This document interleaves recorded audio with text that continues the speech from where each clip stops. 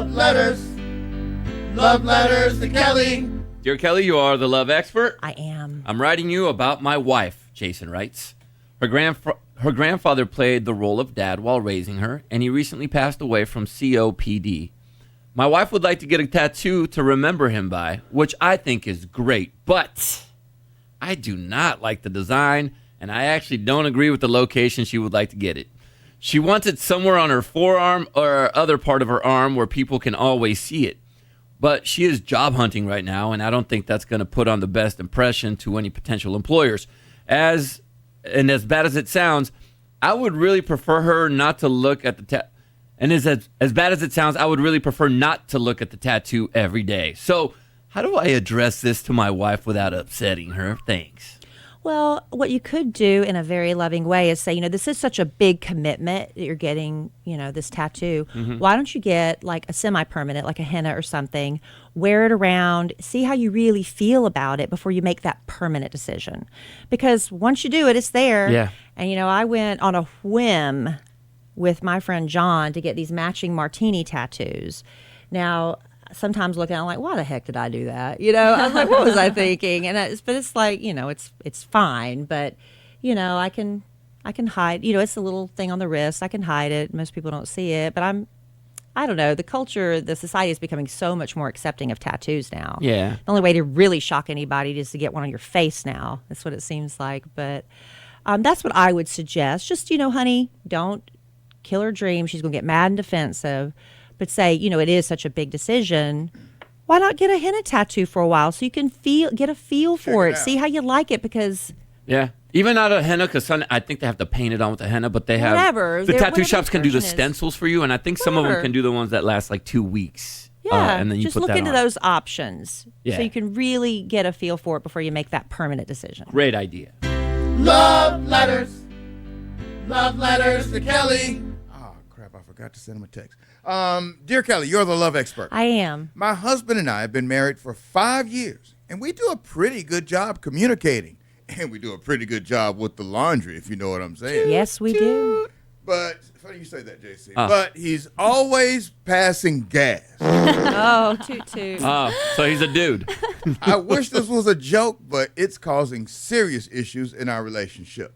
Whether we're sitting on the couch, binge watching TV shows, having intimate time, or doing anything really, he just lets it rip. They are noisy, they're smelly, and I'm sick of it, Kellie. My issue is one of proximity. I don't think it's too much to ask for him to remove himself from our shared space and toot further away from me. It's not like he has any medical condition which plays into this. I am worried it's a matter of respect and maturity. Oh, it is. He often lies about it and blames it on the dog or the cat or the nearest child. Bro. Am I asking too much? Please help me and my nose. Sincerely, grossed out. No, you're not asking too much, and you're absolutely right. That's a respect issue. He's telling you, I just do not care how you feel about it, what you have to smell or what you have to hear. I'm going to do it anyway. Now, every once in a while, accidents happen, but when it's something that's like a blatant that's just disrespectful. If it's a stank one, you got to go to another room, bro. No, you need to look at his diet. How do you know, though, if it's stanky? You can tell. I don't know. You can tell. Sometimes you're like, oh, that guy. You don't know if it's going to be or not sometimes. You don't. But, it depends on what you eat. But look at his diet, and it's like, look, if he's really that disrespectful, nothing I'm suggesting is going to work, but maybe you could take a Beano or something to help cut down. If you know you're going to have gas, take something, or look at adjusting what he's eating. Maybe he's lactose intolerant. Maybe he's got a gluten disorder. Maybe there's something that's causing this excessive gas buildup. And I would look online and find that, whatever WebMD says excessive gas buildup means you're dying. And that would scare him. Yeah. And maybe he'll go do something about it. Or fight gas with gas, No, Do they make an air freshener that you could maybe put on your back? They make charcoal underwear. They make charcoal like seat cushions and things for people as like a gag or something because it's supposed to. I don't know if I dreamt this or if it truly is out there, but I think there could be some underwear that you could create that has air freshener. Maybe, air freshener underwear. But if you go to your spouse and say, "Look, I know it's a joke and you think it's funny, But I'm telling you right now, It's I not. feel disrespected. This is excessive. I understand occasional, but this is now to the point where you are disrespecting me, and it hurts my feelings. And I know you're going to laugh at me and say, but this is my thing. So can we please do something about it? And then if he doesn't, girl, that perfect marriage and perfect laundry you just started your letter with, how perfect is it? He doesn't respect you. That's awful. And I know everybody's like that in the big scheme of things. But when you have somebody excessively passing gas in front of you all the time, it's not funny. That could be a Gross. It's not funny. Now, some It people is that have a gross. true medical condition, my heart breaks for you because that's embarrassing and awful. Go get help for it. Don't just accept it if it's truly a medical condition. Yep. problem. Or get the room deodorizer. Just spray some Febreze, like in your underwear. So when you do it, it just smells like flowers. Yeah. Thanks, Al. Yeah. Love letters. Love letters to Kellie. Dear Kellie, you are the love expert. I am. My girlfriend and I have been together for about 4 years. I'm in my early 30s and she's in her late 20s. We had previously broken up for about 7 months due to constant arguing, but we've been back together for a year and a half. Recently, she's mentioned that she would like to get married and have kids in a few years. And truthfully, I don't know if I want to get married, but I have told her that maybe it's something that I would like. My biggest concern, however, is our group of friends. We live in a small town, and I have known my friends for about 15 years. Over the last few years, my girlfriend's ex has gotten close to my group of friends because we all play sports together. But before this, I hardly knew her ex-boyfriend. We just had mutual acquaintances. Although it was 5 years ago, my girlfriend and her ex-boyfriend went through some traumatic events and a bad breakup that she's never fully gotten over. And this results in her not wanting to be around my group of friends and their events at risk that her ex and his new wife might be there. It also results in me not wanting to bring her around because of this. So her solution has been that we just hang out with her friends and do the things that they like. But I don't have a lot in common with her friends. And I always feel like I'm there, but I'm not fully included. I have tried to make new friends, but being 30 years old and living in a small town, I find it difficult as I'm not doing the same activities I was when I made friends before. My family really likes my girlfriend as she's very caring and generous with them and my niece, and it's one of the reasons that I've stayed with her. But what advice could you give me? And that's Well, from honey, you don't want to Jason. marry her. Don't marry her. I mean, what are you doing it for? So you can keep a friend group?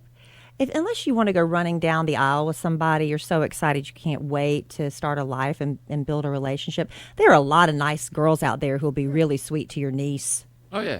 Yeah. I mean, you're looking for you need a babysitter. Say that. I mean, come on. What? It What? was just something you just said. Or didn't. Okay. But no, I'm just saying, if you're, I'm not going to talk you into staying with her because of friend groups. I mean, these things do cause serious issues in relationships later on. You know, you have to make compromises with people that you do hang out with. Maybe some people are bad influences or whatever, and you know, you got this partying friend all the time that gets drunk, and maybe, you know, sometimes you do have to eliminate some people as you get married. But this is not even starting off on a good foundation here. So I'm like, what are you fighting for? That's what I always want to ask somebody. What are you fighting for? You don't even like the idea of marrying her. So why are you going to waste another 7 months with her? You know? Right. Yeah. Because you're the one's got to live with that. I mean, Yeah. I don't know what this other solution is other than to break up with her because this ain't it. And if it's the friend group, if you start dating somebody, odds are they might have some friends and you'll be introduced to another friend group. I feel like Right. it's very You're fine. important to like the friends though, right? And your Yeah. friends It like does them help a tremendous amount. It's- It cuts down on a lot Big of time. tension. of stress, yes, Yeah. and drama. Big time. Yeah. Yeah. Love letters. Love letters to Kellie. Dear Kellie, you are the love expert. I am. I have a big problem. I have recently realized I have feelings for someone I've been friends with for 5 years. We've liked each other on and off, but we only dated twice in middle school for a week each time. We've been friends since, and I consider him my best friend now. The problem is, he's in a relationship. He's been in it for 2 years, but they haven't done anything physical. Not even kiss. However, we are in high school. I am almost positive he has feelings for me, and I feel so guilty about it. I know his girlfriend well, even though we aren't close. She is very well liked as well, and I'm scared about being a homewrecker. I care about him so much, and I know I need to have this conversation with him, but I don't know how to start it. Can you help me? No, don't have that conversation. I'm just going to tell you not to have that conversation, especially if he's in a relationship. Would you want somebody doing that to you? No. You don't know what's going on in their relationship. Maybe they have really They're really good at keeping their mouth shut. Maybe they have a deeper connection that doesn't require them to be doing all this handsy physical stuff as teenagers, which I really appreciate with my daughter who's of dating age, Yeah. I don't want them to have to feel like, well, if I'm in a real relationship, I have to be doing all these things or it doesn't count, right? You don't know what's going on in the relationship. So just treat that relationship like you would want somebody to honor your relationship. That will serve you very well. I think later on in life, just treat people like you want to be treated. You don't want somebody sneaking up on your man saying, I have feelings for you. And obviously you two don't have anything going on. Would you like that? No. So just keep being a friend. And I know you're going to go home and pine for him and imagine all these great things that could happen. But I guarantee you get out of high school, your lives go in different directions and other people are going to turn your head. But just don't ever be that girl. Don't be that girl. Why? Right? Why? You don't want to be that girl that breaks up other relationships. Because he's got something right now. Wait, if a man wants you, he'll come and get you. I feel like the consequences of that, just like rumors and high school girls are just going to say It'd be mean. the meanest It things is awful. ever. So let that relationship run its course. If what's yours, what's meant to be yours will be yours. High school's cool Right? because it's a little bit like adult life when you get to high school. You wouldn't do that as an adult if you saw somebody with honey, with a there's yes, you would. I was You would having do that that? conversation with my daughter yesterday. you would go spoil it for someone like that? Oh, all the Grown time. It women- happens all the time. See, When it comes to a man, does that make him a good person though? No, That's what I'm absolutely saying. not. Like, if you want to be a But good it person, happens. you wouldn't do that. Yeah. But it Happens. happens. you don't want it done Yeah. to you, so don't do it to another Right. woman. Yeah. But easier said than done, Yeah. Yeah. And high school's a lot smaller too. Smaller circle. Yeah, and it's hard. I tell my daughter, I said, things that are so, so, so important to you right now, this is only like 3 or 4 years of your life. It feels like If forever. you're lucky, you've got I know. decades 5. ahead of you. I know. Yeah. But it is important, and I'm not trying to discount her feelings as being very real and valid in these relationships. But I'm telling you right now, from my high school, there's only like 2 of them I still talk to. You can't, when you're in it though, it's hard. Yeah. One of the biggest forms of maturity is not reacting to your emotions sometimes. Like just Well, because you feel, you can feel any way you want. but then when you react to it in a bad way. You have to control your reactions and your actions. You are any feeling you want. How are you going to control your feelings? You can't. You can control how you react to them. At least you wrote you this letter asking for advice before Yeah. making that move. Yeah, I appreciate that very Which much. is mature, you know. Which is But mature. I would not, if they are ever on a break and you want to risk telling him that, There you go. run the risk that it's going to make things awkward, or he might be like, yeah, let's give this a try. But don't do it while he's in a relationship. There you go. That's great advice right there from our love expert, Kellie Raspberry.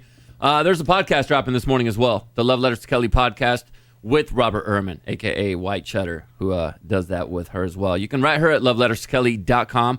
And we'll do this again on Monday. We do this on Mondays and Wednesdays, Kid Nation.